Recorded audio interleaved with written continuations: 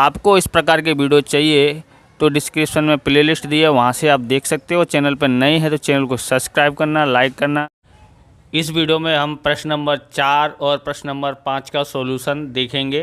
प्रश्न नंबर 4 का अ है, निम्नलिखित मुहावरों के अर्थ लिख करके वाक्य में प्रयोग कीजिए। पहला है दिल कचोटना, इसका अर्थ है दिल में दुख होना। वाक्य प्रयोग करते हैं, बेटे की बुरी हालत देखकर माँ का दिल कचोट रहा है। दूसरा है बेड़ा पार लगाना, इसका अर्थ है संकट से बचाना। वाक्य प्रयोग करते हैं, भगवान ही गरीबों का बेड़ा पार लगाता है। तीसरा है जी तोड़ मेहनत करना, यानी अर्थ है बहुत मेहनत करना। वाक्य प्रयोग, यह धंधा जमाने के लिए पिताजी ने जी तोड़ मेहनत की है। चौथा है इसका वाक्य अचूक औषधि होना, यानी व्यर्थ, इसका अर्थ है व्यर्थ न जाने वाला उपाय होना। वाक्य प्रयोग, नियमित व्यायाम स्वस्थ रहने की अचूक औषधि है। पांचवा वाक्य प्रयोग देखते हैं, बात कान पर न धरना, इसका अर्थ है बात अनसुनी करना। वाक्य प्रयोग, मैं कब से बोल रहा हूँ और तुम मेरी बात कान पर नहीं धरते हो। छठा देखते हैं, हृदय धक धक करना, यानी अर्थ है घबराना। वाक्य प्रयोग, किसी के पैरों की आहट सुनकर चोर का हृदय धक धक करने लगा। सातवां है बात बढ़ना, इसका उत्तर है झगड़ना, यानी अर्थ है झगड़ा होना। वाक्य प्रयोग, बात बढ़ गई और दोनों में गाली गलौज होने लगी। आठवां देखते हैं, होठ काटना, क्रोध व्यक्त करना। वाक्य प्रयोग, पति की बेतुकी बात सुनकर स्त्री होठ काटने लगी। नौवां भाग्य का खेल, जैसा भाग्य में लिखा है वैसा होना। वाक्य प्रयोग करते हैं, धंधे में कितने ही लोग करोड़पति बन गए पर मैं असफल रहा, उसे मैं भाग्य का खेल ही समझता हूँ। आप इस प्रकार के वीडियो देखना चाहते हैं तो डिस्क्रिप्शन में आपको गणित असाइनमेंट का सॉल्यूशन और हिंदी असाइनमेंट का सॉल्यूशन की प्लेलिस्ट मिल जाएगी, वहाँ से आप देख सकते हो। और चैनल पर नए, चैनल को सब्सक्राइब करना, क्योंकि हम इस प्रकार के वीडियो आपके लिए लेके आते रहेंगे। प्रश्न नंबर 4 वह है, निम्नलिखित शब्दों का लिंग परिवर्तन कीजिए। तो पुत्र का पुत्री, दूसरा है कुतिया का कुत्ता, तीसरा सन्यासी का सन्यासिनी, चौथा युवक का युवती, पांचवा ठाकुर का ठकुराइन, छठा शिक्षक का शिक्षिका, सातवें का दास दासी, आठवें का बूढ़ा तो बुढ़िया, नौवां मोर तो मोरनी। क्वेश्चन नंबर 4 का क, निम्नलिखित वाक्यों में से विशेषण छांटकर उसके प्रकार बताइए। 2 वाक्य बनाना है, 2 नंबर में है, यानी एक नंबर का आएगा। पहला है सूरत ऐतिहासिक नगर है, तो यानी ऐतिहासिक ये है विशेषण। कौन सा विशेषण है? तो गुणवाचक विशेषण है। दूसरा है परिश्रमी छात्र कभी असफल नहीं होता, इसमें परिश्रमी विशेषण है। कौन सा विशेषण है? तो गुणवाचक विशेषण है। तीसरा, हमने बाजार से 2 लीटर दूध लिया, तो यहाँ पर 2 लीटर दूध है। कौन सा विशेषण है? 2 लीटर जो दूध है ना वो विशेषण है, पर कौन सा है? परिणामवाचक विशेषण है। चौथा है छात्रावास में 20 छात्र हैं, तो 20 ये संज्ञा विशेषण है। कौन सा है? संख्यावाचक विशेषण है। पांचवा, वे लड़के खेल रहे थे तो वे जो है वो विशेषण है। कौन सा विशेषण है? सार्वनामिक विशेषण है। छठा, सोनिया बाजार से थोड़ी चीनी लाई, तो थोड़ी यानी ये क्या है? परिणामवाचक विशेषण है। सातवां, कुछ लड़के उद्यान में खेल रहे थे, तो कुछ लड़के हैं वो कौन सा विशेषण है? अनियमित संज्ञावाचक विशेषण है। आठवां, ओम चतुर लड़का है, तो चतुर गुणवाचक विशेषण होगा। नौवां, श्याम 20 किलो आटा लाया, तो जो श्याम है वो 20 किलो जो लिखा है वो परिणामवाचक विशेषण है। 10वां, साहिल के पास 10 रुपये हैं, तो 10 क्या है? संज्ञावाचक विशेषण है। क्वेश्चन नंबर 4 का ड, कोष्टक में दिए गए निर्देश अनुसार वाक्य का काल में परिवर्तन कीजिए। 2 वाक्य पहला है मैं अहमदाबाद जा रहा हूँ, तो भविष्य काल में बदलना है, तो मैं अहमदाबाद जाऊँगा। दूसरा है हामिद ने चिमटा खरीदा, तो हामिद ने चिमटा खरीदा, तो दूसरा है हामिद ने चिमटा खरीदा है, भूतकाल में बदलना है, तो हामिद ने चिमटा खरीदा। तीसरा है गीता आइसक्रीम खाएगी, भूतकाल में बदलना है, तो गीता ने आइसक्रीम खाई। चौथा मनोज अक्सर जागता रहता था, वर्तमान काल में बदलना है इसको, तो मनोज अक्सर जागता रहता है। पाँचवा सुबह होने पर हिना अपने बेटे को साथ लेकर उद्यान में गई, भविष्यकाल। सुबह होने पर हिना अपने बेटे को साथ लेकर उद्यान में जाएगी। छठा है तेनालीराम के बारे में अनेक कहानियाँ प्रचलित हैं, भूतकाल में बदलना है, तो तेनालीराम के बारे में अनेक कहानियाँ प्रचलित थीं। सातवां है प्रिया का गृह कार्य जल्दी समाप्त हो जाएगा, भविष्य में बदलना है, तो प्रिया का गृह कार्य जल्दी समाप्त हो जाएगा। आठवां है मेहुल मुंबई गया था, तो वर्तमान काल में बदलना है, तो मेहुल मुंबई जा रहा है। फिर नौवां है हुमायूं ममता के द्वार पर आया, भविष्य काल में बदलना है, तो हुमायूं ममता के द्वार पर आएगा। 10वां है हर्ष आज उपवास करेगा, तो हर्ष ने आज उपवास किया, भूतकाल में बदल दिया है हमने।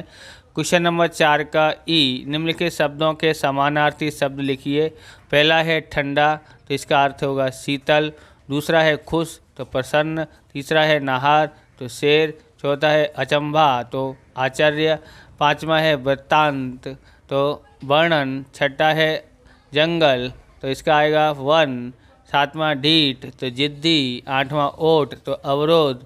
नौवां बहुत, तो अधिक। 10वां घर, तो गृह या आवास होता है। प्रश्न नंबर 4 का ई देखते हैं। निम्नलिखित शब्दों के विरोधी शब्द लिखिए, 2 शब्द।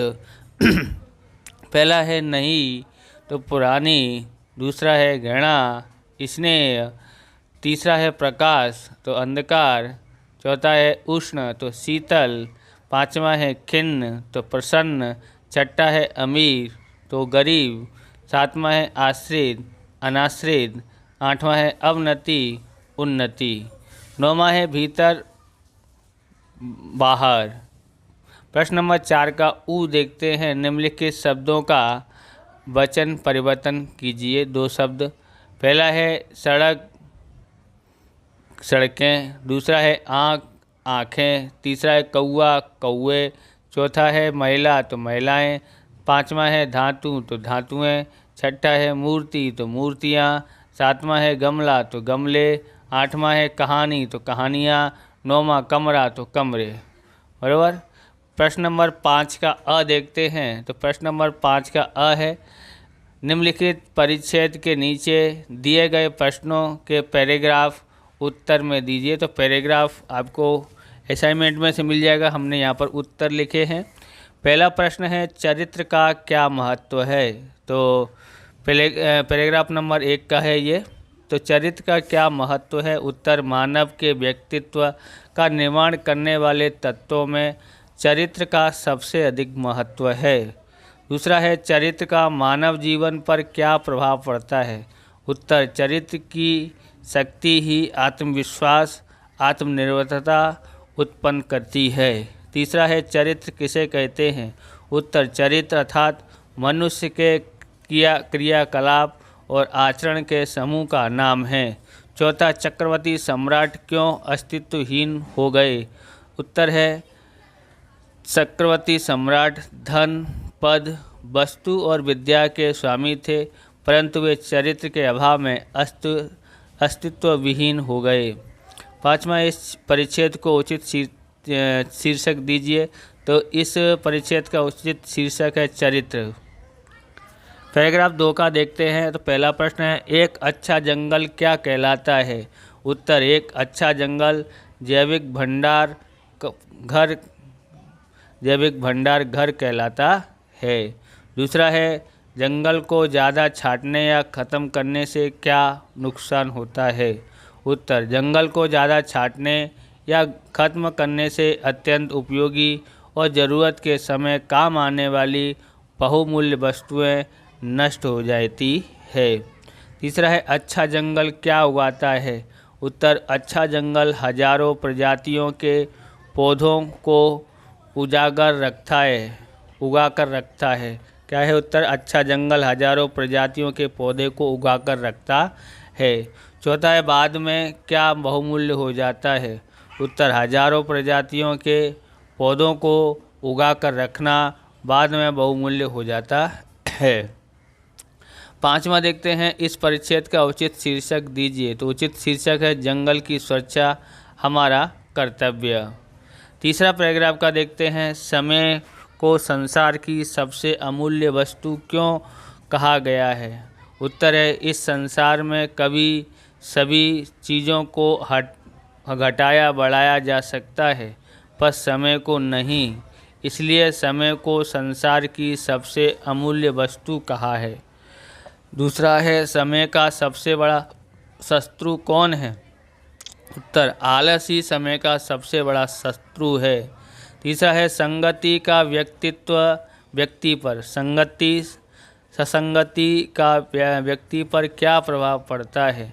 उत्तर है ससंगति के कारण व्यक्ति अपने अमूल्य समय को व्यर्थ की बातों में नहीं गंवाता है। चौथा है बड़े वैज्ञानिकों की सफलता का क्या रहस्य था? उत्तर है बड़े वैज्ञानिकों ने एक एक क्षण का सदुपयोग किया तथा संसार को अनेक आविष्कार प्रदान किए। यह बड़े वैज्ञानिक की सफलता का रहस्य था। पांचवा है इस परिच्छेद का उचित शीर्षक दीजिए। इसका उचित शीर्षक है समय का सदुपयोग। पैराग्राफ 4 देखते हैं। उसका पहला प्रश्न है जानवर को हम किस में बंद कर सकते हैं? उत्तर है जानवर को हम पिंजरे में बंद कर सकते हैं। दूसरा है जानवर कब सुखी नहीं रह सकता? उत्तर यदि जानवर पिंजरे में बंद हो तो सुखी नहीं रह सकता है। तीसरा है पशु पक्षी को क्या प्यारा लगता है? उत्तर पशु पक्षी को जंगल प्यारा लगता है। चौथा इस परिच्छेद का संदेश क्या है? उत्तर है इस परिच्छेद का संदेश है कि पशु पक्षियों को पिंजरे में बंद नहीं करना चाहिए। पांचवा है इस परिच्छेद को उचित शीर्षक दीजिए। उत्तर है पशु पक्षी की आज़ादी। पैराग्राफ 5 में देखते हैं। पहला क्वेश्चन है धर्म की क्या कसौटी है? उत्तर निस्वार्थता ही धर्म की कसौटी है। क्वेश्चन नंबर 2 किस प्रकार के व्यक्ति को शिव ने दूर बताया गया है? शिव से दूर बताया गया है। उत्तर स्वार्थी प्रकार के व्यक्ति को शिव से दूर बताया गया है। तीसरा प्रश्न है शिव का अच्छा उपासक किसे बताया गया है? उत्तर जो शिव को दीनहीन से दुर्लभ में और रोगी में देखता हो, यानी कहाँ का देखता हो? जो शिव को दीनहीन में देखता हो, दुर्लभ में देखता हो, रोगियों में देखता हो, वही वास्तव में शिव का उपासक है। चौथा है शास्त्रों में भगवान के सबसे बड़े सेवक किन्हें माना गया है? उत्तर शास्त्रों में कहा गया है कि जो भगवान के सेवक की सेवा करते हैं वे भगवान के सबसे बड़े उपासक हैं। पांचवा है इस परिच्छेद को उचित शीर्षक दीजिए। तो उचित शीर्षक है सच्ची उपासना। इस प्रकार से इस वीडियो को पूरा करते हैं। अगला वीडियो में हम लेके आएंगे निबंध और कहानी। तो तब तक के लिए जय हिंद। अगर आपको हमारा वीडियो अच्छा लगे तो लाइक शेयर कमेंट ज़रूर करें। मिलते हैं नेक्स्ट वीडियो में। जय हिंद, जय भारत, वंदे मातरम।